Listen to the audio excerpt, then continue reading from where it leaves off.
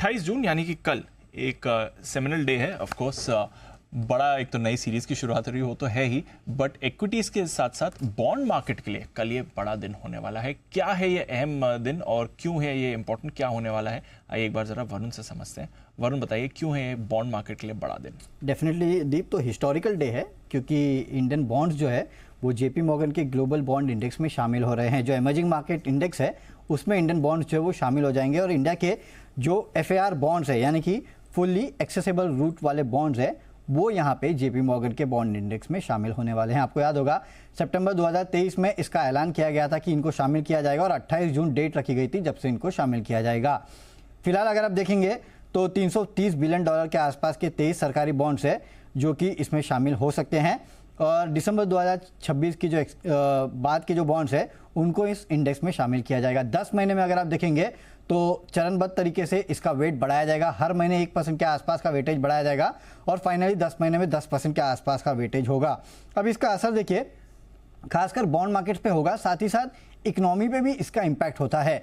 Bond market पे अगर आप देखेंगे तो माना जा रहा है कि 2024 जून से मार्च 2025 यानी कि जो 8-10 महीने हैं उसमें करीब 2000 से 2200 करोड़ डॉलर के आसपास के इन्फ्लो जो है इंडियन बॉन्ड मार्केट में आ सकते हैं। इनफैक्ट जब ये सितंबर 2023 में ऐलान हुआ था तब से अब तक अगर आप देखेंगे तो 1000 करोड़ रुपए के ऊपर के बॉन्ड मार्केट में ऑलरेडी इन्फ्लो जो है ये आ भी चुके हैं, यानी कि ऑलमोस्ट 30-40% के आसपास के इन्फ्लोज तो आ भी चुके हैं और आने वाले दिनों में और इन्फ्लोज आएंगे।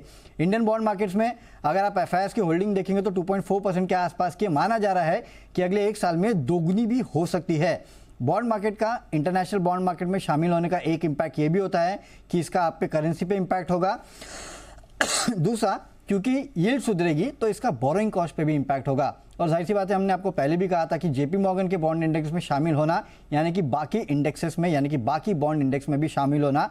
और याद रखिएगा ये डेट सितंबर 2024 से जो फार बॉन्ड्स है वो ब्लूमबर्ग के इमर्जिंग लोकल करेंसी इंडेक्सेस में भी शामिल होने वाले हैं, यानी कि यहाँ से ग्लोबल स्तर पे इंडियन बॉन्ड्स का सिलसिला जो है वो शुरू होता है।